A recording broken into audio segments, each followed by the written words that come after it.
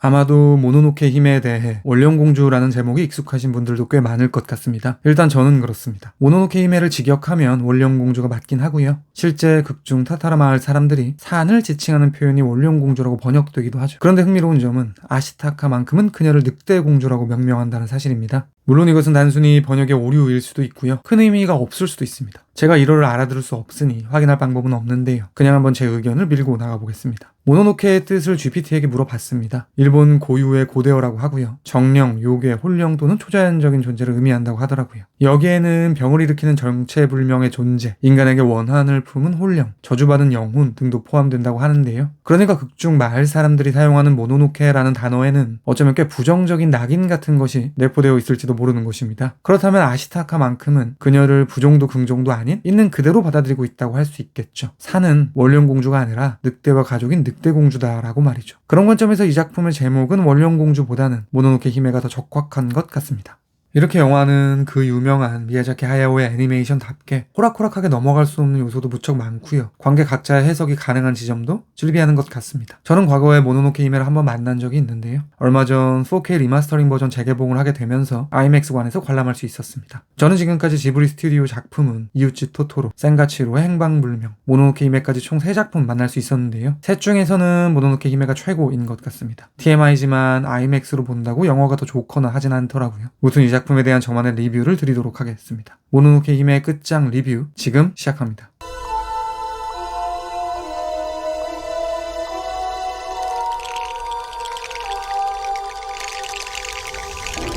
모노노케 히메에 대한 가장 쉬운 접근은 인간과 자연의 대조로 읽어내는 방식일 것입니다. 조금 더 뻔하게 말하면 자연을 무분별하게 착취하고 분노와 증오로 가득 찬 인간들에 대한 일갈쯤 되겠죠. 사실 전혀 틀린 말은 아닐 것입니다. 오프닝부터 그러한 주제의식이 드러나는데요. 영화가 시작되면 자막이 나옵니다. 과거 이 세상은 울창한 숲으로 둘러싸여 있었고 그 속에는 여러 신들이 살고 있었다. 이 워딩 짓고 등장하는 숏은 재앙신에 휩싸인 멧돼지신 나고가 숲을 무너뜨리며 에미시족 마을의 주변까지 침투하는 면면이죠. 결국 모노노케 히메는 재앙신의 근원을 찾아가는 아시타카의 로드무비라고 할 수도 있을 텐데요. 마침내 그게 후반부 재앙신이 탄생하는 과정이 묘사됩니다. 사슴신이 관장하는 숲에서 또 다른 멧돼지신 오코토 누시는 죽음에 다다라 재앙신이 되기 시작하죠. 그가 이 지경이 된 이유는 타타라 마을과의 전쟁 때문이고요. 이 전쟁의 동의는 마을 주민들이 숲을 벌목하며 신들의 영역을 착취했기 때문입니다. 조금 더 파들어가 보겠습니다. 그렇다면 마을 사람들은 왜 벌목을 하였는가? 사실상 타타라 마을은 거대한 제철소입니다. 구성원 모두가 크고 작게 철을 생산하는 데 투입되고요. 가장 중요한 공산품은 그 철로 만들어낸 화포이기도 하죠. 마을의 면면을 보면요. 벌목한 나무들이 여러 곳에서 사용됨을 알 수 있습니다. 요새처럼 만들기 위한 벽으로 기능하기도 하고요. 철 재련 목적의 강력한 화력 에너지 재료로 활용되기도 할 것입니다. 그들이 이렇게 철에 올인하는 이유는 아마도 그것이 엄청난 경쟁력이 되기 때문일 텐데요. 영화에는 몇몇 전쟁 시퀀스가 있습니다. 아시타카가 타타라 마을 근처에 도착했을 때 처음 목도하게 되는 것이 전쟁이기도 하죠. 흥미로운 점은 타타라 마을을 제외하고는 여전히 활과 칼 위주의 재래식 전투를 하고 있다는 사실입니다. 그러니까 에보시를 주축으로 설립된 이 마을은 가장 진보된 기술력을 확보하고 있는 셈인 것이죠. 중앙정부에서 이곳에 포수를 보낸 것도 견제를 비롯한 모략이 숨겨져 있을 것입니다.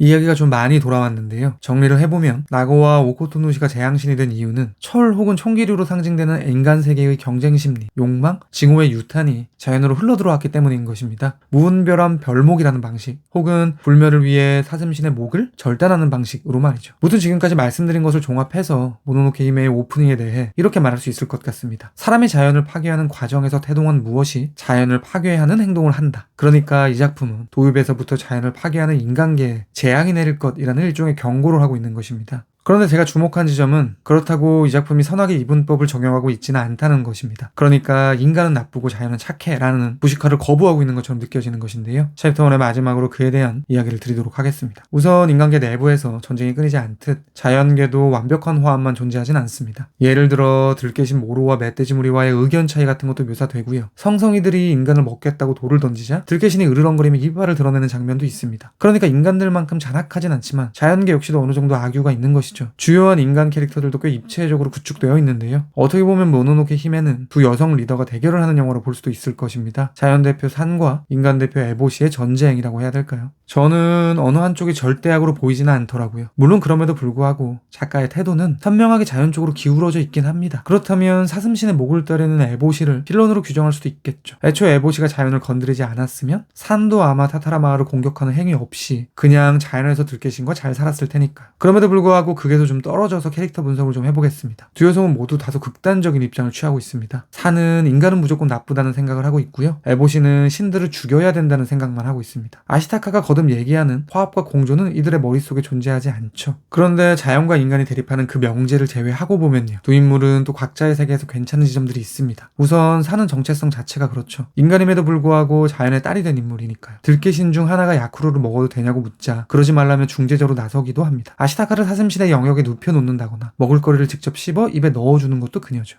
에보시는 당시 기준으로 파격적일 수도 있는 여성 중심의 마을을 세운 인물입니다. 다른 마을에서 남자들을 피해 혹은 모종의 이유로 나오게 된 여성들을 모아 이를 주고 총을 다루는 법을 교육하죠. 여성의 주체성을 강화시키는 일을 하고 있다고 볼 수도 있는 것입니다. 또한 그녀는 나병 환자들을 자신의 정원으로 거둬들여 일을 주고 있기도 합니다. 물론 에보시의 모든 행동을 일종의 착취로 볼 수도 있긴 하지만요. 그러니까 모노노케 히메는 거시적으로는 자연에 피해를 주는 인간들에 대한 이야기를 하는 것은 맞지만 그 안에 녹은 꽤나 복잡 미묘한 세상의 이치 역시 그리는 작품인 것입니다. 그리고 이 모든 것을 한 쾌에 정리할 수 있는 상징이 바로 사슴신인 것 같습니다. 사슴신 시시가미는 생명을 유입시키기도 하고 흡수하기도 합니다. 그러니까 삶과 죽음 모두를 관장하는 것이죠. 또한 그는 낮에는 사슴의 모습이지만 밤에는 거대한 초월적 생명체 데이다라보치가 됩니다. 즉 두 가지 대척점에 있는 개념이 공존하는 듯한 인상을 주고 있는 것입니다. 그러니까 그의 정체성은 선악의 이분법을 배격하고 있는 것처럼 보인다고 해야 될까요? 사슴신이 생명을 주거나 뺏는 행위에는 선과 악이 아닌 다른 이분법이 존재하는 것처럼 느껴지기도 하는데요. 바로 생과 사의 이분법. 사실 이분법이란 단어가 다소 부정적인 뉘앙스를 띄워서 그렇지 자연의 세계에서 삶과 죽음의 이분법은 진리입니다. 조금 더 악랄하게 말하면 어느 정도의 약육강식은 거스를 수 없는 섭리죠. 초식동물은 풀을 뜯어먹고요. 육식동물은 그 초식동물을 먹습니다. 이런 먹고 먹히는 피라미드에 대해 선악의 개념을 논할 수는 없을 것입니다. 그저 무정하게까지 느껴지는 자연의 논리일 뿐이니까요. 모노노케 히메의 결말은 치유가 된 아시타카가 타타라 마을과 자연을 오가며 균형을 이루리라는 희망적 미래에 대한 암시입니다. 동쪽에서 온 아시타카는 사실 에미시족의 리더가 될 인물이었습니다. 에미시족은 타타라 마을과 다르게 자연을 경외하면서 살아가고 있죠. 그런 곳에 왕이 증오가 가득한 서쪽의 중재자가 된다는 결론은 결국 영화가 원하는 지향점이 에미시족의 태도라고 볼 수도 있는 것입니다. 자연 속의 인간, 공존의 세계관. 물론 언급드렸듯 이 이상적 세계에도 종들 간의 살생은 있을 것입니다. 다만 그것은 자연 시스템 내에서 이루어져야 한다는 것인데요. 극중 전쟁을 일으키고 사슴신의 목을 치는 이들처럼 보복, 욕심 때문에 다른 생명체를 죽이는 종은 현실 속에서도 인간밖에 없죠. 쉽게 말해 자연의 손을 대지 말라는 게 아니라 딱 인간이 살 수 있을 만큼 삶과 죽음이 돌아가는 수준 정도만 하면서 살자는 것처럼 느껴지는 것입니다. 마치 사슴신의 공존의 정체성처럼 말이죠. 즉 생과 사의 이분법이 선과 악의 이분법으로 변모하지 않게 해야 한다라고 해야 될까요? 人間どもが集まっている。明日か。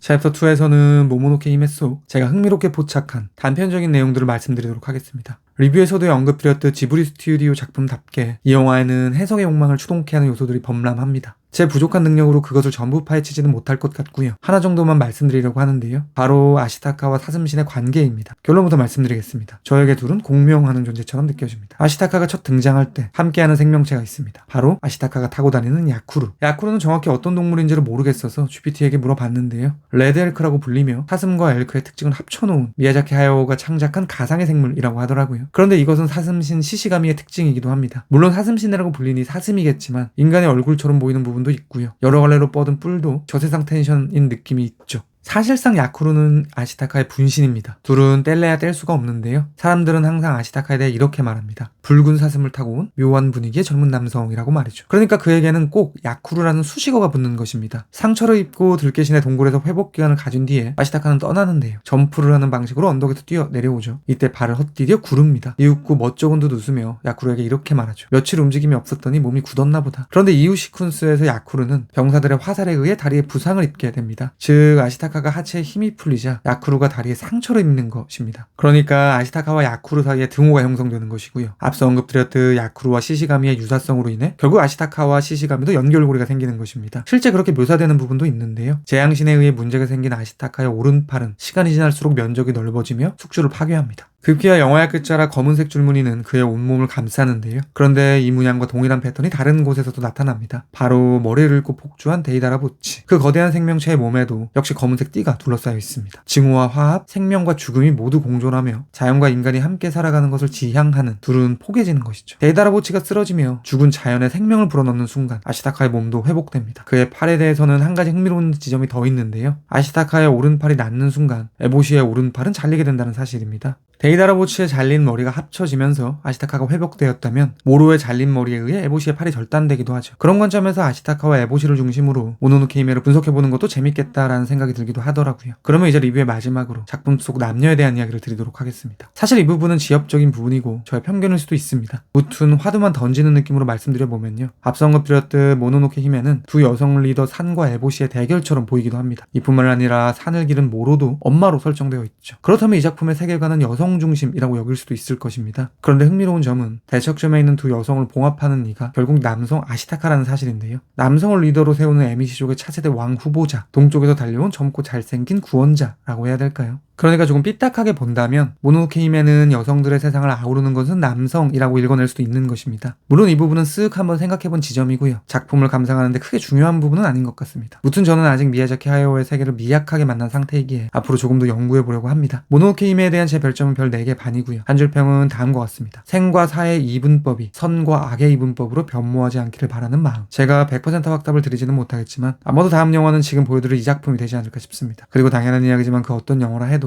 언제나 영화는 제 리뷰보다 무조건 위대합니다. 들어주셔서 감사합니다. 떨어졌죠.